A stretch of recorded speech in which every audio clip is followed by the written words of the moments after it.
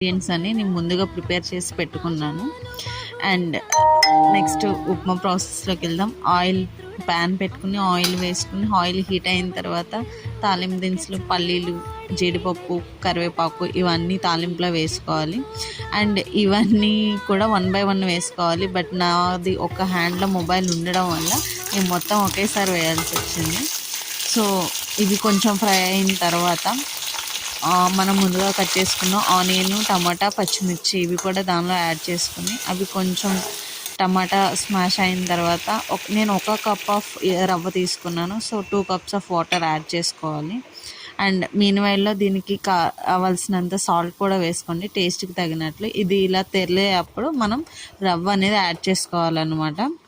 So ఈ రవ్వ add చేసుకున్న తర్వాత వితిన్ 5 to 10 minutesలోనే ఇది రెడీ అయిపోతుంది.